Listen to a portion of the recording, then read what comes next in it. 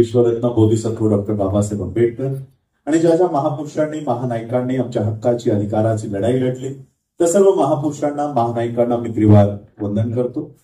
मंचावर उपस्थित Republican Party of इंडियाचे महाराष्ट्र स्टेट प्रेसिडेंट दिनेश हनुमंतेजी, वैभव दबडगेजी, माझे सहकारी शशिकांत जाधवजी, मंचावर उपस्थित विश्वविकास गायकवाडजी, या रायगडचे आणि रायगडचे ढाण्या वाघ म्हणून ज्यांना आपण ओळखतो जगदीशभाई गायकवाडजी, मंचावरचे सगळेच आज नवनिर्वाचित सगळे पदाधिकारी आहेत त्यांचं आणि इथं उपस्थित असणाऱ्या सर्व माझ्या मातांना, बंधूंना आणि भगिनींना राजरत्न आंबेडकरचा मानाचा जय भीम।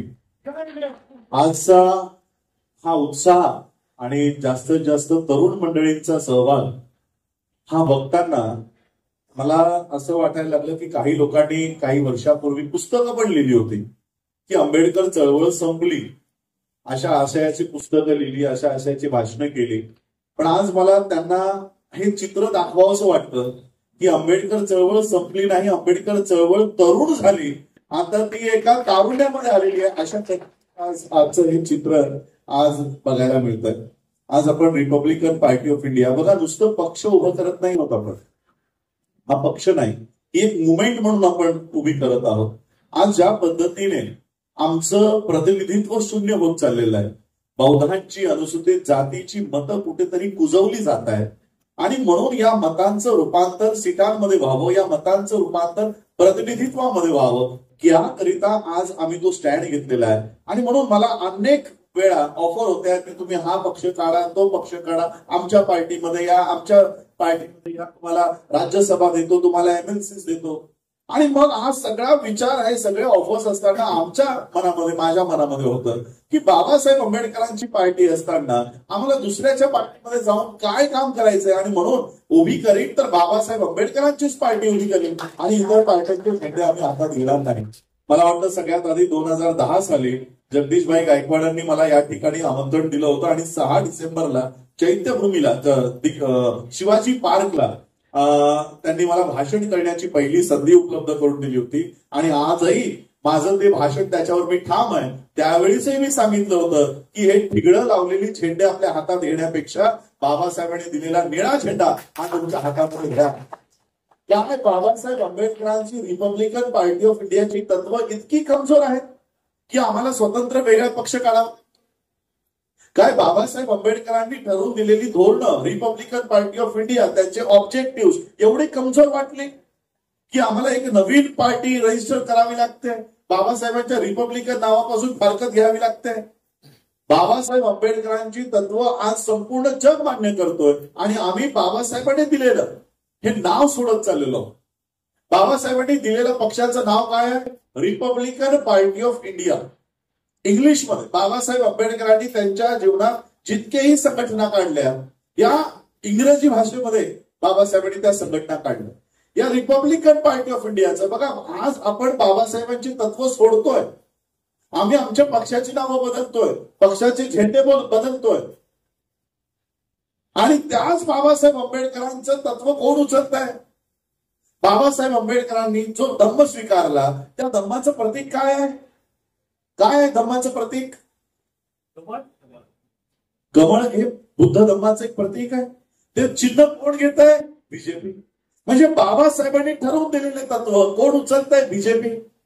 आणि आम्ही सोडून चाललेलो आहोत आणि म्हणून आम्हाला आज बाबासाहेबांच्या पक्षाचं नाव, हे नावही जर याचं मराठीत रूपांतर करा, रिपब्लिक, आपण 26 जानेवारीला रिपब्लिक डे साजरा करतो ना, मराठीत काय म्हणता या दिवसाला? प्रजासत्ताक। म्हणजे रिपब्लिकचा अर्थ काय होतो? प्रजा। प्रजा, प्रजेला दुसरा शब्द काय आहे? प्रजेचा दुसरा शब्द काय आहे? जनता। रिपब्लिकचा अर्थ काय झाला? जनता। पार्टीचा मराठी पक्ष, इंडियाचा मराठी। आता या तिन्ही शब्दांना जोडा, भारतीय जनता पक्ष। म्हणजे ज्या रिपब्लिकन पार्टी ऑफ इंडिया पासून तुम्ही फारकत घेताय त्याच रिपब्लिकन पार्टीचं मराठीत रूपांतर करून ती लोक सत्तेत जात आहेत, या देशाचे सत्ताधारी होत आहेत। बाबासाहेब आंबेडकरांची तत्व ते स्वीकारतायत आणि आम्ही बाबासाहेबांची तत्व त्याच्यापासून लांब लांब होत चाललं. कमळ त्यांनी घेतला, कमळ आमचा कमळ ते चोरून घेऊन गेले, आमची पार्टी ते चोरून घेऊन गेले. 1925 साली बाबासाहेबांनी समता सैनिक दलाचं सगळं एम्स अँड ऑब्जेक्टिव्ह तयार केले, तेच सगळे RSS चोरून घेऊन गेले. चोरी कधी होते माहिती आहे? घरामध्ये, जेव्हा तुमचं लक्ष नसतं, जेव्हा तुम्ही तुमच्या घरात नसता, त्यावेळेस तुमच्या घरात पण चोरी होते. आज आमच्या पक्षाचं नाव चोरलं गेलं, आज आमच्या पक्षाचं चिन्ह चोरलं गेलं. का? तर आम्ही आमच्या घरातच, आम्ही इतरांचे घर मोठं करायला चाललो. आणि म्हणून मी 2024 पर्यंत, या काही लोकांना वाटत असेल हा अचानक 2 महिन्यात आला.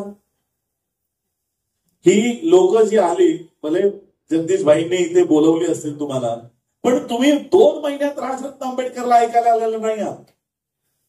मागच्या 10 वर्षापासून मी संपूर्ण भारतामध्ये, आज जशी तुमच्या इकडे गर्दी आहे, काल सोलापूरमध्ये मी होतो, मोहोळमध्ये होतो, तिथे तुडुंब गर्दी होती. सगळीकडे मी जिथे जिथे जाईन, मी हरियाणात जातो, राजस्थानला जातो, माझी गाडी जर 5 किलोमीटर अंतर असेल तर मला 2-2, 3-3 तास जातात. प्रत्येक गावागावामध्ये बैठका, प्रत्येक गावागावामध्ये स्वागत. या सगळ्या पूर्ण देशामध्ये आम्ही एक आंदोलन उभं केलं की भारताचं संविधान धोक्यामध्ये आहे, भारताचं संविधान हटवलं जाणार आहे.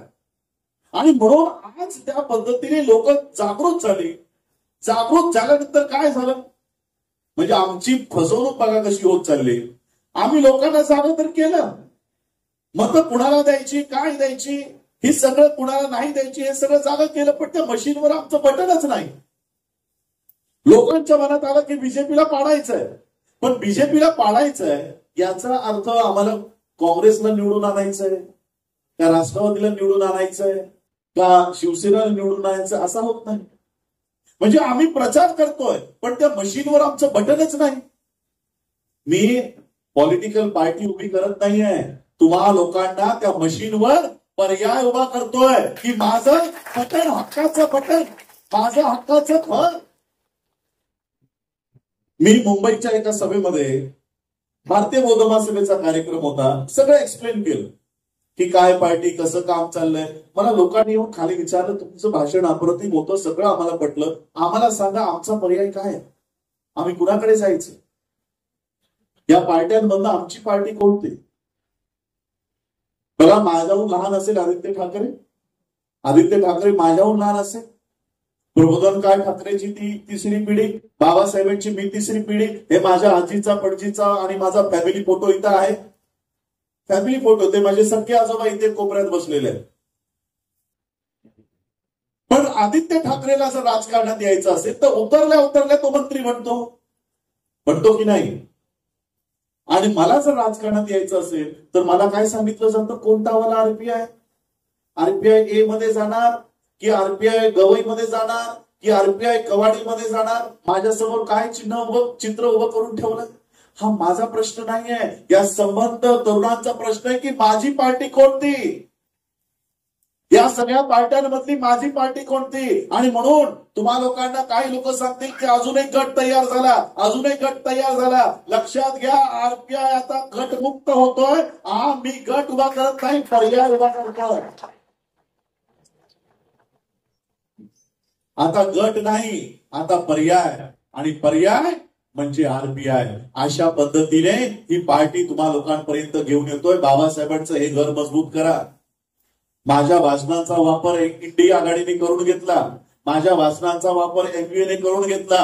यापुढे माझा प्रत्येक शब्द हा एमव्हीए किंवा इंडिया आघाडीला नाही, आरपीआयला मजबूत करेल. अशा पद्धतीने या महाराष्ट्रामध्ये आम्ही काम करणार आहोत. अशा पद्धतीने आम्हाला जायचं. आज आमचे प्रतिनिधी शून्य होत चाललेले, संसदेत आमची लोक नाही, विधानसभेमध्ये आमची लोक नाही. आणि जी लोक दावा करतात की आमच्याकडे पक्ष आहे, यांचे आम्ही सगळे धागेदोरे काढलेले आहेत. यांच्याकडे रजिस्ट्रेशन उरलेले नाही. इलेक्शन कमिशन मध्ये हे लोक जाऊन आलेत, इलेक्शन कमिशन मधनं सगळा रेकॉर्ड काढून आणलेला आहे. आज का आम्ही दावा करतोय की गवईचाही बाप आम्हाला आरपीआय नाव लावण्यापासून थांबवू शकत नाही. का सांगतोय? कारण त्यांच्याकडे पक्ष राहिलेलाच नाही, आणि हा पक्ष याच्याकडे कुणाचं लक्षच नाहीये. 1956 साली बाबासाहेबांनी स्वतः घोषणा करून दिलेली आहे, आणि आमची इतक्या वर्ष फसवणूक झाली. काय दावा करतो माहिती आहे? आठवले संसदेमध्ये भर सभेत उभं राहून सांगतात की माझा बाबासाहेबांचा पक्ष आहे, माझी जी पार्टी आहे ती बाबासाहेब आंबेडकरांची पार्टी आहे. याचा जरा रेकॉर्ड काढा. या पार्टीची स्थापना 2022 सालची आहे. 2019 साली मोहन पाटील, तुम्हाला तर सगळं माहित असेल, मोहन पाटील नावाची जी, कुणाला माहिती काय नाव मोहन पाटील? 2 लोकांना माहिती. कधी बघितलंय चेहरा त्यांचा मोहन पाटलाचा? आरपीआयचा ओनर, आरपीआय ए याचा स्थापन करणारा कोण आहे? मोहन पाटील. जो माणूस आमच्या समोर कधी आला नाही, ज्याने कधी निवडणूक लढवली नाही, त्याचा मालक मोहन पाटील आहे. रामदास आठवलेला जर निवडणूक लढवायची असेल तर मोहन पाटील सही करतो. आणि आपल्याला काय सांगितलं जातं? आठवले आरपीआयचा अध्यक्ष. आम्हाला काय सांगितलं? बाई बरोबर बोलतोय मी? मोहन पाटलाची एबी फॉर्मवर सही आजही चालते. आजही एबी फॉर्मवर मोहन पाटील नावाचा गृहस्थ. कुठे राहतात ते? भोपाळला. भोपाळला राहतात. कधीही समाजात नाही, कधीही भाषण नाही, कधीही प्रचार नाही, असा आरपीआय यांच्या हातात होता. आणि मग यांनी, मोहन पाटलांनी एका रात्रीत आठवलेला काढून टाकला की तुला आम्ही काढतो. मग आता आठवलेला पार्टी हवी होती की आरपीआय ए मधनं तर काढलं. त्या एचं नाव किती लोकांना माहिती आहे? आरपीआय एचा फुल फॉर्म माहितीये तुम्हाला? आरपीआय ए याचा फुल फॉर्म काय आहे? Republican Party of India bracket Ambedkarite. बरोबर आहे? आंबेडकराईट. आम्हाला काय सांगितलं गेलं? रिपब्लिकन पार्टी ऑफ इंडिया आठवलं. किती मोठी फसवणूक.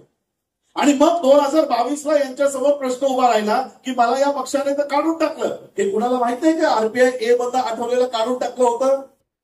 कुणालाही माहिती नाही. आणि मग काढून टाकल्यानंतर यांना माहित आहे. काढून टाकल्यानंतर मग यांच्यावर प्रश्न आला की आता मला बीजेपी मध्ये जर जायचं तर पार्टी तर लागेल. आणि मग यांनी नवीन पार्टी रजिस्टर केली. त्याचं नाव ठेवलं Republican Party of India bracket A. A म्हणजे आठवले. आता ए ऑलरेडी होता, आता पुन्हा ए सुरू झाला. आणि मग आठवले नावाची पार्टी 2022 साली यांनी रजिस्टर केली. आणि मग त्याच्यातनं ते राज्यसभेवर गेले. आता मला सांगा, हा राज्यसभेमध्ये उभा राहून सांगतो की माझी पार्टी बाबासाहेब आंबेडकरांची पार्टी आहे. 2022 साली बाबासाहेबांना सही द्यायला आले होते का? किती खोटं कारस्थान सुरू आहे, किती खोटं. आणि भारताच्या आंबेडकराईट लोकांमध्ये किती खोटं पसरवलं जात आहे. का?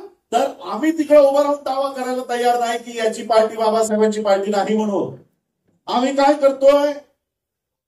आम्ही आमचे वेगवेगळे गट काढतोय, वेगवेगळ्या पार्ट्या काढतो आणि त्याच काम करतोय. आणि म्हणून मी आज उभा राहिलोय संसदेमध्ये जाऊन उभा राहून सांगणार आहे की याची पार्टी बाबासाहेबांची पार्टी नाही.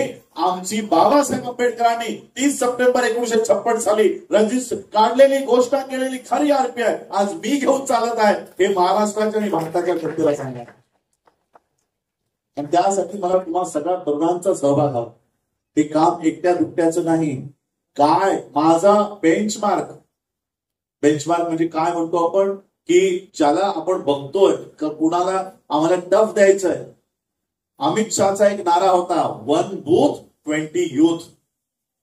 एका बूथच्या मागे 20 युथ हा त्यांना जोडायचा होता. आणि प्रत्येक बूथ मध्ये 20 तरुण त्यांना ते पोलिंग एजंट्स म्हणून त्यांना करायचा होता. 2019 सालचा त्यांचा हा टार्गेट होता. आमची लोकसंख्या थोडी कमी आहे. कमी जरी असली तरी आम्ही 1 बूथ कमीत कमी 5 युथ अशा पद्धतीने आम्ही जाणार आहोत. आणि प्रत्येक सीट 29 सीट्स. आम्ही 29 सीट्स का टार्गेट करत आहोत? सुरुवातीला आम्ही अनुसूचित जातीच्या काही सीट्स आणि काही जनरल सीट्स वरही आमचे उमेदवार आता उभे राहिलेले आहेत. तर या 29 सीटवर आम्ही का भर देत आहोत? अरे हे तर बाबासाहेबांनी आम्हाला मिळवून दिलंय ना. माहितीये तुम्हाला या 29 सीटा कशा आल्या, अस्तित्वात कुठून आल्या? महाराष्ट्राचं, अख्ख्या देशाचा आकडा वेगळा. बाबासाहेब आंबेडकर राऊंड टेबल कॉन्फरन्सला गेले, माहित आहे 1930, 31, 32 ला बाबासाहेब राऊंड टेबल कॉन्फरन्स गोलमेज परिषदेला गेले. आणि गोलमेज परिषदेमध्ये मग गांधी तिकडे आले. आणि मग गांधींनी फक्त बाबासाहेब आंबेडकरांचा विरोध करायचं काम केलं. आणि हे विरोध करत असताना बाबासाहेब आंबेडकर गांधींपेक्षा वरचढ ठरलं. मग त्या इंग्रजांना वाटलं की बाबासाहेब आंबेडकर जे मागतायत ते बरोबर आहे, यांची लोकसंख्या मोठ्या प्रमाणात आहे, हे हिंदू नाही आहेत, आणि म्हणून यांनाही स्वतंत्र मतदारसंघ आम्हाला देणं गरजेचं आहे. काय मागितलं होतं बाबासाहेबांनी? की आम्ही हिंदू नाही आहोत, आम्ही मुसलमानही नाही आहोत, आम्ही सिखही नाही आहोत, आम्ही ख्रिश्चनही नाही, त्यामुळे आम्हाला आमचा स्वतंत्र मतदारसंघ द्या, जिथे उमेदवारही आमचा असेल आणि मतदारही आमचा असेल. आम्हाला तुमच्या मतांवर अवलंबून राहायचं नाही, आम्हाला तुमच्या मतांवर अवलंबून राहायचं नाही, म्हणून आम्हाला स्वतंत्र मतदारसंघ द्या. असे 143 स्वतंत्र मतदारसंघ बाबासाहेब आंबेडकरांना राऊंड टेबल कॉन्फरन्समध्ये जाहीर करून टाकलं. त्याला म्हणतात कॉम्युनल अवॉर्ड. हा कॉम्युनल अवॉर्ड बाबासाहेबांना दिला. आणि मग गांधींनी तिथे सांगितलं की हा मतदारसंघ जर तुम्ही बाबासाहेबांना देत असाल, स्वतंत्र मतदारसंघ म्हणजे उमेदवारही अनुसूचित जातीचा आणि मतदारही अनुसूचित जातीचा. गांधींनी सांगितलं नाही, मी असं होऊ देणार नाही. हे मतदारसंघ जर त्यांना देत असाल तर मी प्राणांतिक उपोषण करेन, प्राणांतिक उपोषण करेन. आणि मग त्यांनी प्राणांतिक उपोषणाला सुरुवात केली. बाबासाहेब म्हणाले तुम्ही जगा मारा, मला त्याच्याशी काही नाही, माझ्या लोकांसाठी आणलेले अधिकार मी देणार नाही, परत देणार नाही. गांधींनी सांगितलं तुम्ही स्वतः परत देऊन टाका. बाबासाहेब म्हणाले मी देणार नाही. समोरच्या खांबाला गोळी लावून मला लटकावून गोळी जरी घातली तरी माझ्या लोकांचे अधिकार मी मुळीच परत देणार नाही. हा बाबासाहेबांचा स्टँड. आणि मग गांधींनी आमच्या लोकांची घरं जाळायला घेतली, लोकांना मारायला घेतलं, त्यांच्या लोकांनी वस्त्यांमध्ये हिंसाचार केला. आणि बाबासाहेबांना प्रश्न केला की बाबासाहेब, हे मतदारसंघ जे तुम्ही घेऊन आला तिथे तुमची लोकच राहिली नाही तर काय कराल? आणि मग शेवटी बाबासाहेबांनी पुणे करारावर सही केली. पुणे करार काय आहे? की बाबासाहेबांनी जे स्वतंत्र मतदारसंघ आणले होते ते बाबासाहेबांनी सोडायचे आणि त्या बदल्यात संयुक्त मतदारसंघ द्यायचे. सेपरेट इलेक्टोरेट सोडायचा आणि जॉईंट इलेक्टोरेट घ्यायचा. म्हणजे काय? अनुसूचित जातीसाठी या फलाना जागा असतील पण तिथे आमचाही मतदार मत देईल. आता मला सांगा, अनुसूचित जातीच्या या सीट्स यांचं अस्तित्व, यांचा जन्म कुठून झाला? की गांधींच्या प्राणाच्या बदल्यात या सीट आम्हाला दिल्या. मग गांधींच्या प्राणाच्या बदल्यात आम्हाला या सीटा दिल्या ना, मग या सीटांवर तुम्ही तुमचा उमेदवार का उभा करता? हा आमचा पहिला प्रश्न आहे.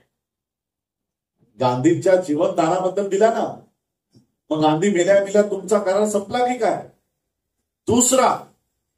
दुसरा माझा प्रश्न आहे, बीजेपी आरक्षणाचा विरोध करते, बीजेपी पब्लिक सेक्टरचा विरोध करते.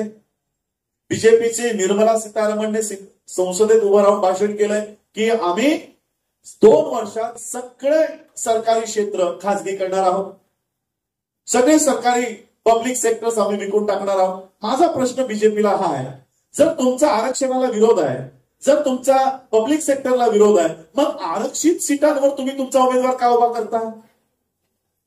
नरेंद्र मोदी जर एका बापाची औलाद असेल तर अनुसूचित जातीच्या सीटवर एकही उमेदवार उभा करणार. तर पब्लिकमध्ये तुम्ही आरक्षणाचा विरोध करता आणि मागच्या दाराने ते आरक्षित सीटावर उमेदवारही देता. याला तर 2 बापाचा म्हणा. म्हणजे आरक्षण हटा, आरक्षण गेलं पाहिजे हे जाहीर बोलता आणि आरक्षणाचं सीटही पाहिजे. एक काहीतरी भूमिका घ्या. आणि म्हणून या आरक्षित जागांवर आम्ही आमचा दावा करणार आहोत की या सीटा गांधींच्या जीवनदानाबद्दल आम्हाला मिळालेल्या आहेत आणि बीजेपीचा आरक्षणाला विरोध आहे, त्यामुळे बीजेपीने पण नैतिकता दाखवून या सीटा लढवू नये, त्या सीटा आम्ही लढणार. आरबीआय लढेल आणि त्यांचे समाजाचे खरे प्रतिनिधी आम्ही त्या ठिकाणी पाठवणार. 15 ऑगस्ट पासून किंवा येणाऱ्या काही तारखांमध्ये आम्ही सगळी ती बैठक घेऊन महाराष्ट्राचा हा दौरा आम्ही काढत आहोत. आणि लक्षात घ्या, आज जी आरबीआय म्हणून आपण हा पक्ष उभा करत आहोत, हे मिशन उभं करत आहोत, याच्यामध्ये आपण एकटे नाही आहोत. काही लोकांना वाटेल आपण तर यापूर्वी प्रयोग केला, वंचितला आपण सपोर्ट केला, आमचे मतदार, आमची एवढी लोकांनी मतं दिली पण सीटा आल्या नाही. बघा, राजकारणामध्ये तुम्हाला बाबासाहेब आंबेडकरांनी शेड्यूल कास्ट फेडरेशन का बरखास्त केला असेल? कारण तो एका जातीपुरता शेड्यूल कास्ट फेडरेशन म्हणजे महार, मादन, चांभार, ढोर या सगळ्यांना एकत्रित केल्यानंतर बनला शेड्यूल कास्ट फेडरेशन. बाबासाहेबांनी तो पक्ष बरखास्त केला आणि रिपब्लिकन पार्टी ऑफ इंडिया काढला, जनतेचा पक्ष म्हणून काढला, की भारताची जनता, भारताची प्रजा. आणि त्याच प्रजेला आज आपण सोबत घेत आहोत.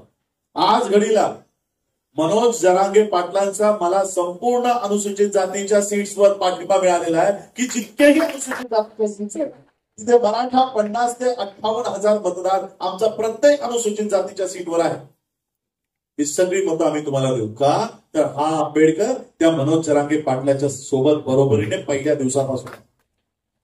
आणि म्हणून मी सांगत असतो, आम्हाला सागर बंगला माहिती आहे. सागर बंगला माहित आहे का? बहुतेक लोकांना माहित नसेल. काय आहे? फडणवीसाचा बंगला. आम्ही सागर बंगल्याच्या आदेशावर काम करत नाही, आम्ही आमच्या सामान्य लोकांच्या आदेशावर काम करत. आणि म्हणून त्या पद्धतीने मराठा असेल. आता काल परवा आम्ही अण्णाभाऊ साठेंच्या जयंतीला गेलो होतो. त्यांचा नातू सचिन साठे मातंग कम्युनिटीचा पूर्ण त्यांनी आम्हाला पाठिंबा दिलेला आहे. सगळ्या अनुसूचित जातीवर आज आम्ही त्या सीट्सवर अशी ही सगळी एकत्रित करून आम्ही या येणाऱ्या इलेक्शन्समध्ये ही आघाडी थर्ड फ्रंट म्हणा, हा थर्ड फ्रंट जर एमव्हीने आम्हाला सीटा नाही सोडल्या किंवा महायुतीने आमच्या उमेदवार काढायला अशी जर उमेदवार उभे केले आमच्या सीटांवर, तर आम्ही थर्ड फ्रंट उभा करून बौद्ध, मराठा आणि मातंग आणि त्यातही मुस्लिम अशा पद्धतीने माळी आहेत. ही सगळी या ज्या जातीची समीकरणं पूर्ण महाराष्ट्रामध्ये आहेत, या सगळ्यांना एकत्रित घेऊन आम्ही त्या सीटांवर कंटेस्ट करणार आहोत. ओपन कॅटेगरीच्या सीट्सवर आमची मतं त्यांना ट्रान्सफर करू, एससीच्या सीट्सवर त्यांची मतं आमच्या ट्रान्सफर होतील. अशा पद्धतीने एकमेकांचं सहाय्य करून विधानसभेमध्ये आम्ही जाणार. माझ्याकडे आज परिस्थिती अशी की उद्या जरी इलेक्शन लागले तरी आमचे 5 कॅन्डिडेट्स हमखास जिंकून विधानसभेला जात आहेत. अशा पद्धतीने आज आमची तयारी बांधणी सुरू आहे. मी रोज निघतोय. आज तुमच्याकडे यायला मला वेळ झाला मध्ये, कारण मध्ये ट्रॅफिकही बराच लागला, पण तरी आमच्या बैठका रोज एक मिनिटाचाही आम्ही वेळ वाया घालवत नाही आहोत. आणि म्हणून मी तुम्हाला सगळ्यांना आवाहन करणार आहे, एक चांगलं रिपब्लिकन मुवमेंट या महाराष्ट्रामध्ये उभी राहत आहे. मी मागच्याही याच्यात सांगितलं होतं की कोण सुभाषचंद्र बोस बोलले होते की तुम मुझे खून दो मैं तुम्हें आजादी दूंगा. 3 महिन्याचा वेळ आहे आज आपल्याकडे. ऑगस्ट, सप्टेंबर आणि ऑक्टोबर. तुम मुझे 3 महिने दो, मैं तुम्हें बाबासाहेब की मुवमेंट खड़ी करने दिखाता. बाबासाहेबांचा पक्ष कुणाची तरी बी टीम होण्याऐवजी बाबासाहेब आंबेडकरांची ही टीम व्हा. त्या पद्धतीने कामाला लागू. आणि जितकेही आज संपूर्ण महाराष्ट्रामध्ये या आरपीआयची मुवमेंट आपण घेऊन जाऊ. हा पक्ष बाबासाहेबांचा पक्ष ज्या आशेने बाबासाहेबांनी उभा केला होता, काय अपेक्षा होती बाबासाहेबांची की चला आम्ही सत्तेमध्ये नाही जाऊ शकत, पण भारताच्या विरोधी बाकावर इतक्या कणखरपणाने बसू की कुठेही जर संविधानावर आळा आला तर आमची लोक तिथे उभं राहून विरोध करायला तयार असतील. आज बघा पंकजाताई मुंडे भाषण काय करतात की आम्हाला संसदेत पाठवा. का तर आम्हाला संविधान हटवायचं आहे. संविधान हटवण्यासाठी त्यांना संसदेत जायचं. मग जर संविधान हटवण्यासाठी त्यांना संसदेत जायचंय तर संविधान वाचवण्यासाठी कुठं जायला हवं? संसदेत. आमचं काय चाललंय? त्यांना संविधान हटवण्यासाठी संसदेत जायचंय, आम्हाला संविधानाची रक्षा करायसाठी रस्त्यावर उतरतोय. आहे का बरोबरीची लढाई? जर ते संविधान हटवण्यासाठी संसदेत जात आहेत तर संविधान वाचवण्यासाठी आम्हाला संसदेत आणि विधानसभेत जाणं गरजेचं आहे. नुसतं मतं कुजवून काही होणार नाही. आज आमची मतं कुजवली जातात, आमची मतं सत्तेपासून विभागली जातात, बाहेर ठेवली जातात. या मतांचं रूपांतर सीटांमध्ये तुम्ही एक गठ्ठा राहा, एकत्रित राहा. या मतांचं तुमच्या मतात काही लोकांना काय वाटतं? फसवणूक वाटतं. अरे मी मतं तर दिली पण माझ्या मतांचं रूपांतर सीटमध्ये झालं नाही. तुमच्या मतांचं रूपांतर आमदारकीमध्ये, नगरसेवकांमध्ये, येणाऱ्या काळामध्ये खासदारांमध्ये अशा पद्धतीचं रूपांतर करून मी तुम्हाला दाखवतो. फक्त तो विश्वास माझ्यावर ठेवा. इथे घर आहे ना, हे घर, ही पिढी यांनी कधी स्वतःचा विचार केला नाही. त्यांचंच रक्त माझ्यामध्ये आहे, त्यांचंच रक्त माझ्यामध्ये आहे. आम्ही इथे स्वतःसाठी नाही आलो. मी आज महाराष्ट्राचा विधानसभा आहे.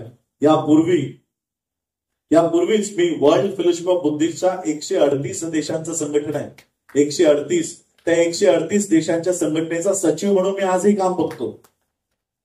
मला काही गरज नाहीये पॉलिटिकल मुवमेंटमध्ये उतरण्याची, पण माझा समाज जर खाईत जात असेल राजकीय दृष्ट्या, बाबासाहेबांनी जो बौद्ध धम्म आज आम्हाला दिला, हा बौद्ध धम्म बाबासाहेबांनी काय केलं माहित आहे? या बौद्ध धम्माला बाबासाहेबांचं एक वाक्य आहे, history of India is nothing but battle between Buddhism and Brahmanism. म्हणून मी अधिक बोलणार नाही. बौद्ध धम्म भारतातून लोक का, बाबासाहेबांनी 4 कारणं दिलेली आहेत. पहिल्या कारणावर की या धम्माचा राजाश्रय गेला. राजाश्रय म्हणजे काय? बुद्धाचा जो धम्म या देशामध्ये वाढला, त्या वाढल्यानंतर सम्राट अशोकानं तो ऍक्सेप्ट केला. एका राजानं तो अंगीकारला, आणि अंगीकारलाच नाही तर संपूर्ण देशाचा धम्म म्हणून बौद्ध धम्माला राजाश्रय दिला. आणि केवळ सम्राट अशोकाने नाही, त्यांच्या येणाऱ्या 10 पिढ्यांना, 10 पिढ्यांनी हा धम्म स्वतःचा आणि देशाचा धम्म म्हणून त्यांनी स्वीकारला. शेवटचा जो राजा होता, राजा बृहदत्तची हत्या पुष्यमित्र शुंगाच्या नावाच्या ब्राह्मणाने केली, आणि बौद्ध धम्माला असलेला राजाश्रय, 10 पिढ्यांपासून असलेला राजाश्रय संपवून टाकला. 10 पिढ्यांचं कार्यकाळ किती होता माहित आहे? आता तरी आपली एक पिढी 70-80 पर्यंत जगते, त्यावेळची 100 वर्ष तरी जगत असेल. 1250 वर्ष या देशावर बौद्ध धम्माचा राजाश्रय होता. बौद्ध धम्म या देशाचा अधिकृत धम्म होता. 1250 वर्ष. आपण ऐकतो आता 15 ऑगस्टची बाईंनी जसं गाणं सांगितलं, तसं एक गाणं वाचतं की जहा डाल डाल पर सोने की चिडिया करती थी बसेरा, वो भारत देश है मेरा. 15 ऑगस्टला आपण ऐकूया गाणं. मग डाल डाल पर सोने की चिडिया कोणत्या कार्यकाळात होती? आता आहे का? भारताला आपण काय म्हणायचो? सोन्याचा धूर निघणारा देश. ज्या देशातून सोन्याचा धूर निघत होता, अख्ख्या जगातले विद्यार्थी या देशात शिक्षण प्राप्त करायला येत होती. हे माहितीये का तुम्हाला? नालंदा, तक्षशिला, विक्रमशिला अशा 17 विश्वविद्यालय या भारतामध्ये होत्या.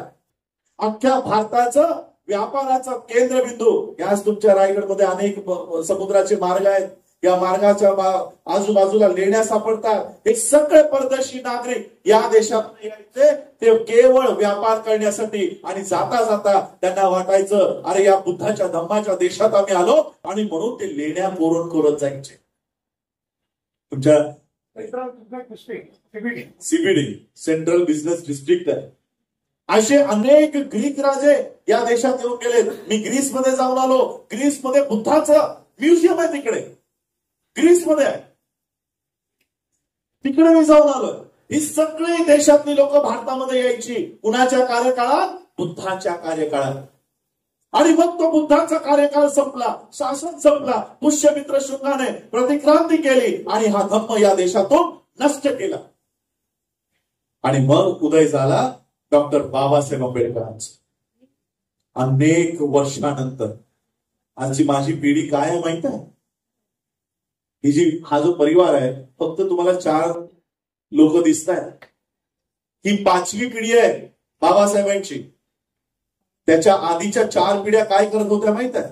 बाबासाहेबांच्या वडिलांचं नाव काय? सुभेदार मेजर रामजी आंबेडकर. त्यांच्या आजोबांचं नाव काय? हवलदार मालोजी. हे जे पद आहेत ना, सुभेदार, मेजर, हवलदार, हे अति उच्च कामगिरी केल्यानंतर मिलिटरीमध्ये मिळणारी पदं होती. बाबासाहेबांचे आजोबा हवलदार. बाबासाहेबांचे पंजोबा माहितीये का कुणाला? कोण होते? माझ्याकडे बाबासाहेबांची अख्खी वंशावळ आहे. ही वंशावळ अजूनपर्यंत कुणाकडे आलेली नाहीये.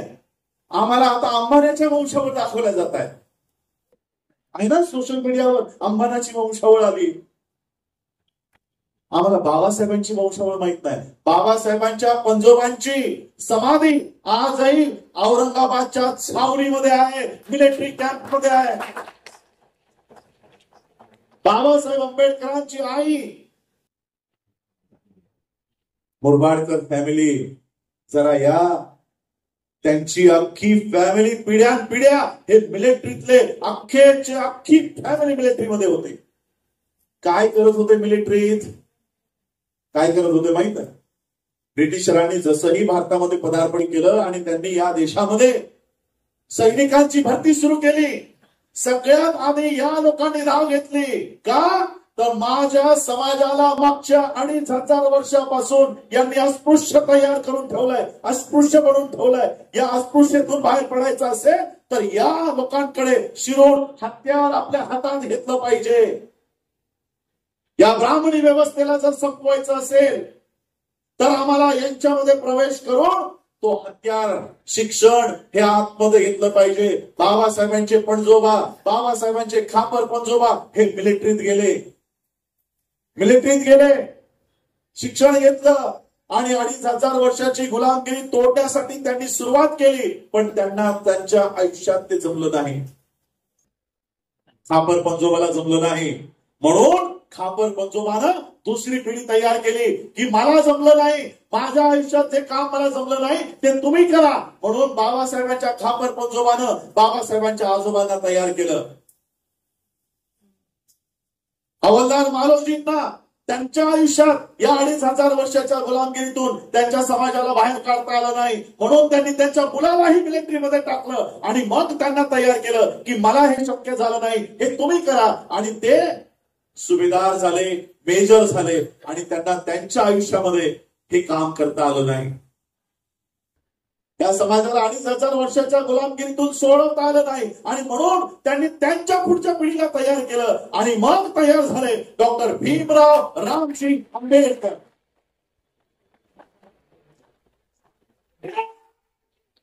एका रात्रीचं काम नाही, 2,500 वर्षाची गुलामगिरी तोडण्यासाठी या पिढ्यानं तयार केली.